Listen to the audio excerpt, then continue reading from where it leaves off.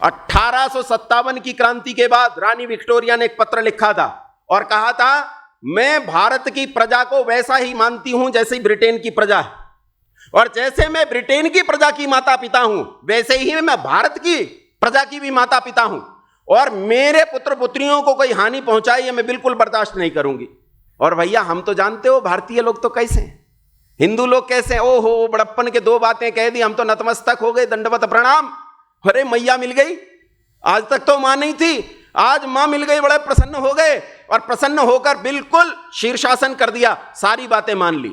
लेकिन ऐसे भयानक काल में जब ऋषि दयानंद का जन्म हुआ तो ऋषि दयानंद के ग्रंथ के शब्द जस के तस पढ़ रहा हूं, इन्हें इस पत्र के साथ रिलेट करने की कोशिश करना।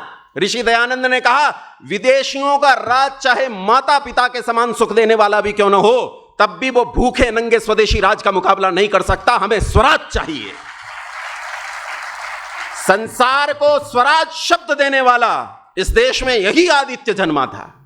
ये वो आदित्य है जो आदि गुरु शंकराचार्य के बाद हजारों साल के बाद उत्पन्न हुआ और जिसने उठकर घोषणा कर दी कि स्वराज ही हमारे लिए मुख्य है। बाल गंगाधर लोकमान्य तिलक ने इस बात को स्वीकार किया है अपने साहित्य में कि इस देश को पहली बार स्वराज शब्द देने वाला कौन था? स्वामी दयानंद सरस्वती।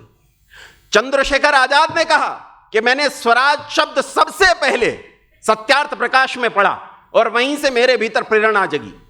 पंडित राम प्रसाद बिस्मिल, नाम सुना होगा आपने, वो व्यक्ति अपनी आत्मकथा में फांसी पर चढ़ता हुआ कहता है कि मैं मिट्टी था, 14 साल की अवस्था में 70 सिगरेट पी जाता था एक दिन में, चोरी करता था अपने बाप के संदूक में से, और हर वो गंदा काम करता था जो कोई व्यक्ति करना नहीं चाहेगा। लेकिन जिस दिन सत्यार्थ प्रकाश ने छुआ उस दिन मैं मिट्टी से स्वर्ण में तब्दील हो गया। ये पंडित राम प्रसाद बिस्मिल ने लिखा। कौन पंडित राम प्रसाद बिस्मिल? जो फांसी के फंदे पर खड़ा हुआ तो अंग्रेजों ने पूछा कि तेरी आखिरी इच्छा क्या है? तो कहते तुम फांसी तो तुम्हारे बस का नहीं पूरी करना। उन्होंने कहा भैया बता दे, रिकॉर्ड में दर्ज करनी है। रिकॉर्ड में तो लिखेंगे, अंग्रेज लोग थे इसलिए अंग्रेजी में कहा, I wish the downfall of British empire in this country. मैं इस देश में बरतानिया हुकूमत का पतन चाहता हूं, यह मेरी आखिरी इच्छा है।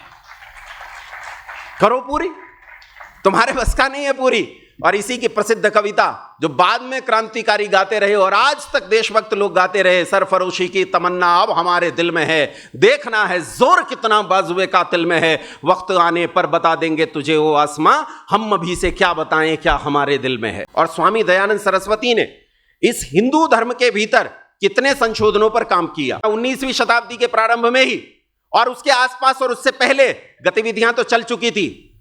राजा राम मोहन राय और एक दूसरे विद्वान थे, क्या नाम था उनका, बंगाल के ईश्वर चंद्र विद्यासागर, इन दो ने जो विधवा विवाह और सती प्रथा इनके खिलाफ काम तो किया, लेकिन क्योंकि वो ईसाईयत से अधिक प्रभावित थे इसलिए इसे लोकमानस की भाषा नहीं बना पाए, इसे जनमानस का विचार नहीं बना पाए। लेकिन ऋषि दयानंद सरस्वती ने इन बातों को जनमानस का विचार बनाया और बिना किसी कानून के पूरे समाज में इस बाल विवाह की परंपरा को बुरा साबित करके दिखाया, बुरा साबित करके दिखाया। इस देश में सबसे पहला व्यक्ति है जिसने गौ पर पुस्तक लिखी। इनसे पहले गौ पर किसी ने पुस्तक नहीं लिखी। गौ करुणानिधि नाम का ग्रंथ लिखा ऋषिवर दयानंद सरस्वती ने और गौ को इस देश की इकोनॉमी का आधार बताया कि एक गाय इस देश की आर्थिक स्थिति में कैसे सबसे मजबूत पिलर के रूप में खड़ी हो सकती है। हम उस चीज को संभाल नहीं सके। आज तो स्थिति यह हो गई है कि गाय सड़क पर घूम रही है और गाय को हम क्या कहते हैं बोलो? जो सड़क पर घूमता है उसे क्या कहते हैं? आवारा। क्या कहते हैं? कैसी गाय है? आवारा गाय। और देखो ये क्या षड्यंत्र है। आवारा गाय कैसी होती है? जो देशी गाय है वो आवारा गाय, देशी कुत्ता आवारा कुत्ता, और कल क्या होगा? देशी आदमी। ये होने जा रहा है। देखो वो धीरे धीरे तुम्हें चीजों में लेकर जाते हैं। बाजारीकरण ने तुम्हें कहां लाकर खड़ा कर दिया है कि घर में दूध दही मट्ठा घी खाने वाले लोग आज सड़क पर खड़े होकर मैदा खा रहे हैं और उसमें प्रसन्न है। अरे तुम शौच करते थे, शौच करने में कोई खर्चा होता है क्या? अरे शौच करने में कोई खर्चा होता है क्या? लेकिन शौच करने में पहले तुम्हें टॉयलेट सीट दी गई नॉर्मल, जो इंडियन पैटर्न है, उसके बाद वेस्टर्न पैटर्न दिया गया, तुम उस पर करने लगे। फिर तुम्हें पानी बताया गया कि पानी से धोने की जरूरत है, जहां 1 लोटे पानी से आधा लोटा पानी से तुम धो लेते थे, अब वो बटन दबाते थे और झर 14 लीटर पानी गया। ये सारा पेयजल है, ये सारा पेयजल एक बटन दबाया और गया। आज पानी के किस संकट से गुजर रहे हो, ये स्थिति। और अब तुम सुनो, तुम शौच भी फ्री में नहीं कर रहे हो, अब तुम्हारे शौचालय में कागज आ गया है, हाँ ना बोलो, आ गया है, और उस कागज का इस्तेमाल करने लगे हो। और ये कागज का इस्तेमाल अब तुम्हारे शौचालय को भी बाजार तक ले आया है। तुम्हें शौच करनी है तो उसके लिए तुम्हें पैसा खर्च करना पड़ेगा। तुम्हें कहां से कहां लाकर खड़ा कर दिया गया है। ऋषि दयानंद सरस्वती इस देश में केवल तुम्हें यह बताने आए थे कि स्वदेशीयता कितनी महत्वपूर्ण होती है, स्वदेशी होना कितना जरूरी होता है। अगर तुम स्वदेशी नहीं हुए, तुम्हारा खान पान, तुम्हारा रहन सहन, तुम्हारा उठ बैठ, तुम्हारा जीना मरना अगर स्वदेशी नहीं होगा, तो तुम चाहे कितने ही इस देश में अपने आप को राष्ट्रवादी कहते रहो, तुम 1 नंबर के विदेशी हो जाओगे और तुम्हारा लाभ उन विदेशी लोगों को जाएगा जो तुम्हें फिर से गुलाम बनाने का प्रयास करेंगे। इसलिए मन से, तन से, आचरण से, संस्कृति से, सब प्रकार से स्वदेशी होने का प्रयास करना चाहिए।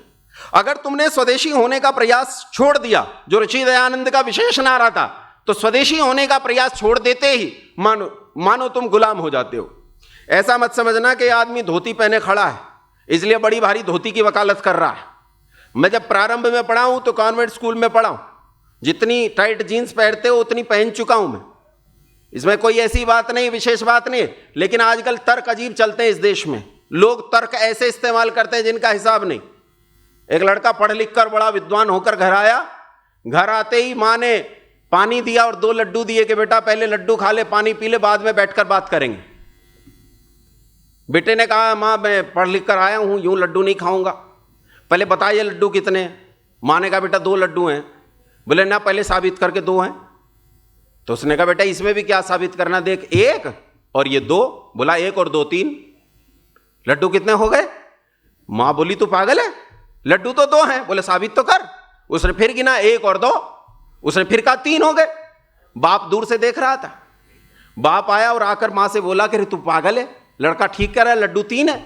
माँ बोली पूरा खानदान पागल है, लड्डू तो 2 ही हैं, लड्डू तो 3 नहीं है। तो वो बेटे से बोला कि बेटा तू ठीक कहता है, तेरी माँ तो यूं ही ग्रामीण महिला है, ये बात को समझ नहीं रही, लड्डू तो 3 ही है, पर सुन 1 लड्डू तेरी माँ खा लेगी, 1 लड्डू मैं खा लूंगा और तीसरा तू खा ले।